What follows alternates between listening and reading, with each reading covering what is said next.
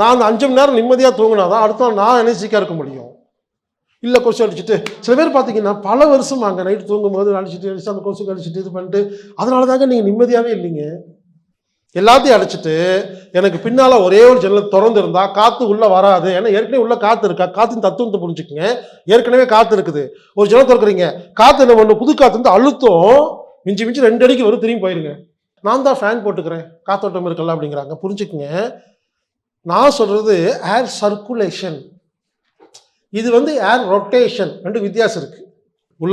உள்ளே வரும்போது oxygen, hydrogen, nitrogen, வெளியே வரும்போது கார்பன் டை ஆக்சைடு, கார்பன், இந்த மோனாக்சைடு மாதிரிலாம் எதெல்லாம் கெட்ட காற்றோ அதெல்லாம் வெளியே வருது.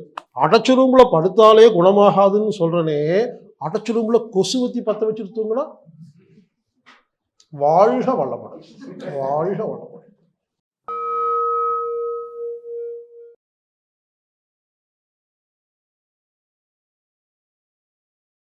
இப்போ காற்றை எப்படி மருந்தாக மாற்றுவது? யாரெல்லாம் இரவு தூங்கும் பொழுது ஜன்னல் கதவெல்லாம் அடைச்சு கொசுக்கு பயந்து தூங்குறீங்களோ உங்கள் வியாதிகளை குணப்படுத்த முடியாது. சிந்தியுங்கள். ஒரு அறை இருக்குது, 10க்கு 10, 10க்கு 16, ஒரு பெட்ரூம், அதில் ஒரு 4 பேர் படுத்திருக்கோம். யோசிங்க, ஜன்னல் கதவு வென்டிலேட்டர் எல்லாத்தையும் அடைச்சாச்சு. எது கிடைக்கிறோம்?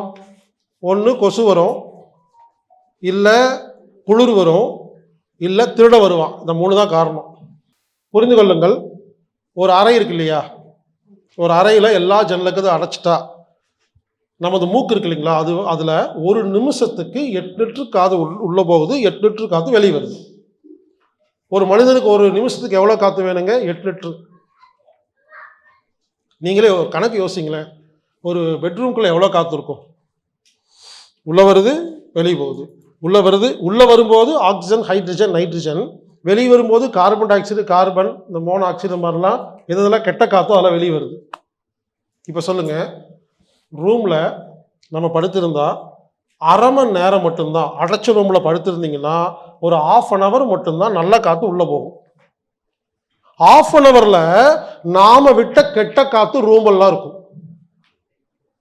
சுமாராக ஒரு 8 மணி நேரம் தூங்குறோம்னு வச்சுக்கோங்களேன். அப்ராக்சிமேட்டா அரை மணி நேரம் மட்டும்தான் நல்ல காற்று, மிச்சம் 7.5 மணி நேரம் கெட்ட காற்று.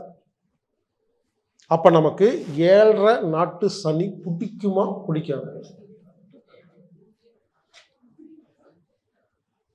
எங்கள் உண்மையிலைங்க நான் அப்பனா சொல்கிறேங்க, காற்றை ஒழுங்கு பண்ணிட்டா சாப்பாடு தப்பாக இருந்தால் கூட குணமாகுதுங்க. நான் பார்க்குறேங்க, காற்று தான் வெரி வெரி இம்பார்ட்டண்ட்டுங்க. தண்ணி இல்லாமல் உயிர் வாழலாம், சாப்பாடு இல்லாமல் உயிர் வாழலாம், காற்று இல்லாமல் உயிர் வாழ முடியலைங்க. ஒரு கான்செப்ட் புரிஞ்சுக்குங்க. அடைச்ச ரூமில் படுத்தா ஒரே காற்று சுவாசித்து உடம்பெல்லாம் கெட்ட காற்று நைட்டு ஃபுல்லாக போனனால நமது உடம்பு பல வருடமாக நோய்களை குணப்படுத்தாமல் வைத்துக் கொண்டிருக்கிறது. எந்த நோய் குணமாகாதுங்க?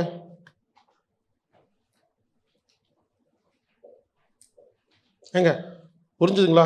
அடைச்ச ரூமில் படுத்தா நோய் வரும், நோய் குணமாகுதுன்னு புரிஞ்சுதா இல்லைங்களா?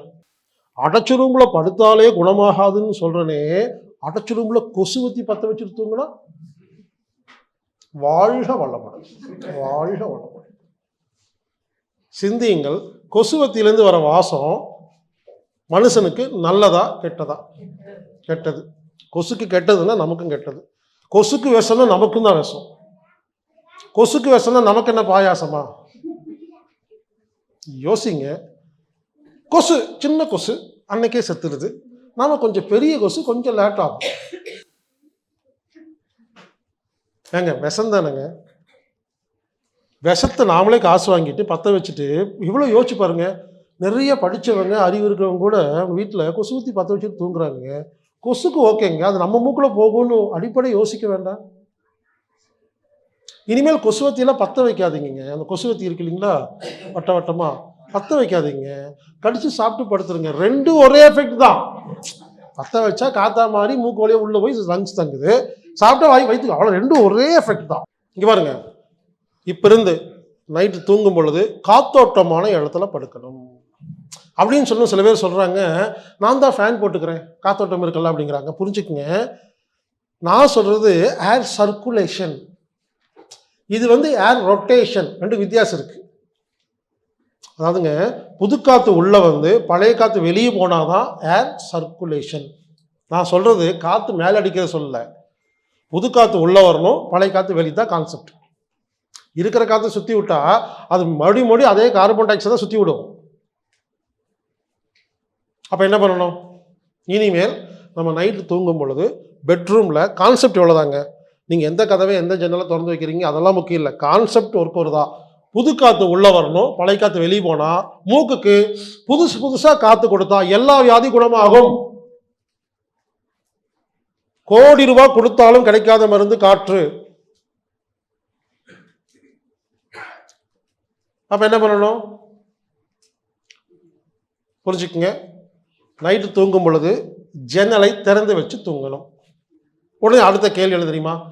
ஜன்னலை திறந்து வச்சு படுத்தோம்னா கொசு கடிக்குது. ஒரு சில ஊர்களில், சிங்கப்பூர் மலேசியாவில் கொசுவெல்லாம் வராது, மலேசியாவில் கொசுவெல்லாம் வராது, திருட வருவான். பிரான்ஸ் ஜெர்மன் அங்கெல்லாம் திருட வரமாட்டான், கொசு வராது, பனி வரும், பனிக்காற்று வரும். சவுதி அரேபியா குவைத்தில் மணல் காற்று வரும். இப்படி ஒவ்வொரு ஊரில் வேறு வேறு பிரச்சனைங்க. நானும் எல்லா நாட்டுக்கும் போய் பார்த்துட்டேங்க, எல்லா நாட்டிலையும் கதவை சாத்தி தான் படுக்கிறாங்க, காரணம் தான் வேற.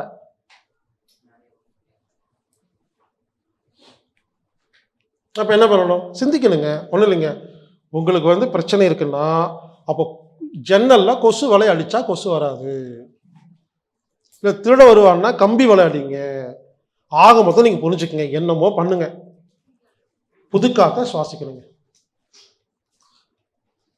இப்போ இருந்துங்க மூக்குக்கு மட்டும் புது காற்றை மட்டும் கொடுத்துட்டீங்கன்னா உண்மையிலே சொல்கிறேங்க, ஆச்சரியமாக இருக்குங்க. 3 மாதங்க உங்களுக்கு எந்த வியாதினாலும் குணமாயிருங்க. ப்ராப்ளமே அதுதாங்க. பெட்ரூமில் மட்டும் இல்லைங்க, வீட்லேயும் அதுதான், ஆஃபீஸ்லேயும் அதுதான், ஃபேக்ட்ரிலேயும் அதுதான், ஸ்கூல்லேயும் அதுதாங்க. ஸ்கூலில் எல்லாம் கூட அடைச்சி வச்சு தான் உட்காந்துருக்காங்க. நிறைய பேர் கடைங்க, மளிகை கடையில் எல்லாம் அடைச்சி வச்சுருக்கோம். எல்லா இடங்களும் இந்த காற்றுக்கு யாரும் இம்பார்ட்டண்ட்டே கொடுக்கறது இல்லைங்க. பல நாடுகளில் இப்போங்க ஜன்னல் வச்சு கட்டுறதே இல்லை, ஃபுல் ஏசிங்க. அது வாழ்நாள் ஃபுல்லாக ஏசியில் தான் இருக்குது. அது சூரியனை பார்த்ததே இல்லை, காற்றை பார்த்ததே இல்லை. இது புரிஞ்சுக்குங்க, கான்செப்ட் எவ்வளோதான். காத்தோட்டமாக இருக்கணும். என்ன பண்ணலாம் பாருங்க, ரூம் இருக்கு, நீங்கள் யோசிச்சு என்ன பண்ணணும்? ஜன்னலை திறந்து வைக்கணும். இங்கே பாருங்க, ஒரு அறை இருக்குன்னா ஒரு ஜன்னலை திறந்தா மட்டும் காற்று வராதுங்க, அதாங்க விஷயம். இப்போ இந்த அறையில் காற்று இருக்குன்னு வச்சுக்கலாம், எல்லாத்தையும் அடைச்சிடலாங்க. எல்லாத்தையும் அடைச்சிட்டு எனக்கு பின்னால் ஒரே ஒரு ஜன்னல் திறந்து இருந்தால் காற்று உள்ளே வராது. ஏன்னா ஏற்கனவே உள்ள காற்று இருக்கா, காற்றின் தத்துவத்தை புரிஞ்சுக்குங்க. ஏற்கனவே காற்று இருக்குது, ஒரு ஜன்னல் திறக்கிறீங்க, காற்று என்ன பண்ணும்? புது காற்று அழுத்தம் மிஞ்சி 2 அடிக்கு வரும், திரும்பி போயிருங்க. இந்த ஜன்னல் திறந்திருந்தா அந்த பக்கம் ஒரு சின்ன ஹோல்ஸ் இருந்தாதான் காற்று ஃப்ளோ இருக்கும்.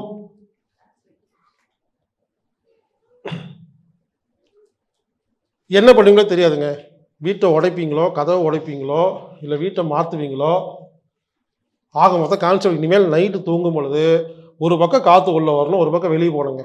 இதை மட்டும் செஞ்சு தூங்கி பாருங்களேன், கண்ணுக்கே தெரியாமல் ஆரோக்கியம் கிடைக்குங்க. மறுபடியும் சொல்கிறேங்க, கோடி ரூபாய் கொடுத்தாலும் இந்த மருந்து கிடைக்காதுங்க. இதுக்கு தான் அந்த காலத்துல எல்லாம் பார்த்தீங்கன்னா ஒரு வீடு கட்டும்பொழுது என்ன பண்ணுவாங்க, மேலே வென்டிலேஷன் கேப்னு வைப்பாங்க.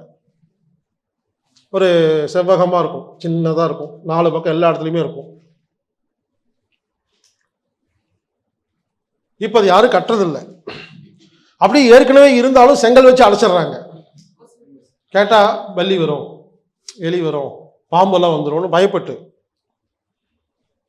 புரிஞ்சுக்குங்க, காற்றின் தன்மை புரிஞ்சுக்குங்க. காற்று நல்ல காற்று கீழ் நோக்கி போகும், கெட்ட காற்று மேல் நோக்கி போகும். ஒரு அறையில் நல்ல காற்று கீழே தான் இருக்கும், சுத்தமான காற்று. கெட்ட காற்று மேல் இருக்கும். கெட்ட காற்றுனா வெயிட் கம்மியாக இருக்குங்க, கேஸ் மேல் நோக்கி தான் போகும். அந்த வென்டிலேஷன் கேப் எதுக்கு தெரியுங்களா? நீங்கள் இந்த வீட்டில் மட்டும் இப்போ இருக்கிற வீட்டை உடச்சி 4 பக்கம் மட்டும் கேப் விட்டுருங்க. சில வீட்டில் பார்த்தீங்கன்னா ஒரு வட்டமாக கேப் விட்டுருப்பாங்க. ஒரு கண்ணாடி பாட்டில் இருக்குல்ல, பாட்டில் உள்ள செவுறு வைக்கும் பொழுதே பாட்டில் உள்ளே வச்சு பூசிடுவாங்க, பாட்டில் எடுத்துருவாங்க, வட்டமாக இருக்கும். 4 பக்கம் 4 வட்டங்க, சின்ன வட்டம் மட்டும் போட்டு பாருங்களேன், அந்த ரூம் அவ்வளோ சூப்பராக இருக்குங்க. அந்த இருந்தால் எல்லா நோயும் குணமாயிருங்க. கெட்ட காற்று மேல் நோக்கி போய் அது என்ன தெரியும் ஆக்சுவலாக கெட்ட காற்றுக்கு நம்மளை பிடிக்காதுங்க. அது எப்படியாவது போகலான்னு தேடுதுங்க. எங்கேயாவது வெளியே போகலாமா அப்படி மேலே போய் தேடுங்க. எங்கேயும் போக முடியாமல் ஃபேனில் மாட்டி மறுபடியும் நம்மகிட்டே வரும். நீங்கள் ஒன்றும் பண்ண வேண்டாம். 4 பக்கம் கேப் வச்சிங்கன்னா கெட்ட காற்று அதுவே போயிருங்க. நல்ல காற்று அதுவே கீழ்நோக்கி வந்து அது ஆட்டோமேட்டிக்காக கண்ணுக்கே தெரியாது நடக்குங்க. ஒன்று 4 பக்கம் வென்டிலேஷன் வைங்க, இல்லை ஜன்னலை திறந்து வைங்க, இல்லை கொசு வலை அடிங்க, இல்லை கம்பி. ஆக மொத்தம் புரிஞ்சுக்குங்க. கொஞ்சம் பிளான் பண்ணி எவ்வளவு காற்று சுத்தமான காற்று வருதோ அவ்வளவு சீக்கிரம் நமக்கு நோய் குணமாகும். மீண்டும் சொல்கிறேங்க, நான் பல வருஷமாக இந்த மாதிரி வகுப்பு எடுத்துகிட்டு இருக்கேன். நான் என்ன ஒரு நோட் பண்ணேன்னா, எல்லாரும் இந்த சாப்பாட்டுக்கு மட்டும் நல்லா இம்பார்ட்டன்ட் கொடுத்து பண்ணிட்டு காற்று அது காற்று சாதாரண நினச்சிட்டாங்கங்க. நான் கொஞ்ச நேரம் தான் பேசுவேன்னா இம்பார்ட்டன்ட் கொடுக்கறது இல்லைங்க. ஆனால் இது ரொம்ப ரொம்ப முக்கியங்கிறத திரும்ப சொல்கிறேங்க நான். அடுத்தது, பெட்ஷீட்டை தலையோட போத்தி படுக்கக்கூடாது. சில பேர் பார்த்தீங்கன்னா பெட்ஷீட் தலையோட போத்தி படுப்பாங்க. யோசிச்சு பாருங்க, அவ்வளோ பெரிய ரூமில் இருக்கிற காற்றே அரை மணி நேரத்தில் கெட்டு போயிருன்னு சொல்கிறேன்னு பெட்ஷீட்டு போட்டால் 10 செகண்ட் கெட்டு போயிடும். ஒரு ரெண்டு தடவை மூச்சு அவ்வளோதான். யோசிச்சு பாருங்க, தலையில் பெட்ஷீட்டோட போத்தி. சில பேர் பார்த்தீங்கன்னா இந்த வாழையில குளியல் பண்ணீங்களா அது மாதிரி தான் தூங்கிட்டு இருப்பாங்க. மூக்கில் ஓப்பனே இருக்காதுங்க. என்ன ஆகும்? அப்போ அந்த பெட்ஷீட் கொடுக்குற காற்றே சுவாசிக்கும் போது நோய் வருமா இல்லையா? இது எவ்வளோ முக்கியமான பாயிண்ட். எந்த டாக்டராவது உங்களுக்கு ஆஸ்மா, வீசிங், நெஞ்சு சளி, சைனஸ், அலர்ஜி, நிமோனியா, தோல்வியாதி இருந்தால் இப்படி தூங்குவீங்களான்னு கேட்பாங்களா? எல்லாரும் வைத்தியம் தாங்க பார்க்குறாங்க, ரீசனே கண்டுபிடிக்கிறது இல்லைங்க. யோசிச்சு பாருங்க, பெட்ஷீட்டை போத்திட்டு படுத்தீங்கன்னா ஏதோ உங்கள் காற்றை சுவாசிக்கிறீங்க, அது வேற விஷயம். ஒருவேளை உள்ளுக்குள்ள ஒரு சம்பவம் நடந்து விட்டால், ஒரு சம்பவம் நடந்து விட்டால் அதுலேயே படுத்திருப்பீங்களே, இன்னும் கொடுமை சரவணன். இங்கே பாருங்க, மறுபடியும் சொல்கிறேன், இது வந்து பெட்ரூம் மட்டும் இல்லை, கிச்சன், ஹால், எல்லா இடத்துக்கும், ஆஃபீஸு, வீடு, கம்பெனி. நானெல்லாம் இங்கே ஃபாரின் போவேன். ஃபாரின்ல எல்லாம் ஜன்னலே இல்லைங்க, ஏசி ரூம் தான் இருக்கும். நமக்கு ஒத்தே வராது. நான் என்ன பண்ணுவேன் தெரியுங்களா? ஆனால் ஃபாரின்ல எல்லா டாய்லெட்லேயும் ஃபேன் இருக்கும், காற்று வெளியே போகிறக்கு ஒரு ஆப்ஷன் வச்சுருப்பாங்க. அது இல்லைன்னா முடிஞ்சேன், அந்த ஃபேனை போட்டு விட்டுருவேன். பாத்ரூமை திறந்து வச்சுருவேன். கதவை லாட்ஜில் கதவைங்க கொஞ்சமாக திறந்து அது ஒரு பின் மாதிரி இருக்கும் இல்லைங்களா, அதை எப்பயும் வச்சுருப்பாங்க, அதை மாட்டி விட்டுருவேங்க. இங்கே செருப்பு வச்சுருவேன், ஷூ வச்சு விட்ருவேன், வெளிக்காற்று உள்ளே வரும். அது மாதிரி ஏதோ கொஞ்சம் இருந்தது, அப்போ தான் தூங்க முடியுங்க என்னால். யோசிச்சு பாருங்கள், ஒரு நாளைக்கு 8 மணி நேரம் பேசிக்கிட்டு நைட்டு போய் அடைச்சி ரூமில் படுத்தேன்னா அடுத்த நாள் வந்து பேச முடியுமா?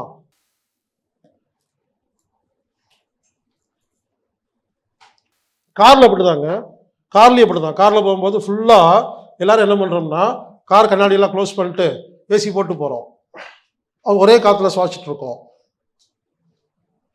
ஆஃபீஸ்லேயும் அப்படி தான், எங்கேயுமே காத்தோட்டமே இல்லைங்க. எங்கள் காற்று எவ்வளோ இம்பார்ட்டன்ட் தெரியுங்களா? காத்தோட்டமான இடத்துல வசிக்கணும், படுக்கணும் இல்லை, வசிக்கணும். ஜன்னலுக்கெல்லாம் கொசு வலை அடிக்க காசு இல்லையா? கொசு வலை வாங்கிக்கோங்க.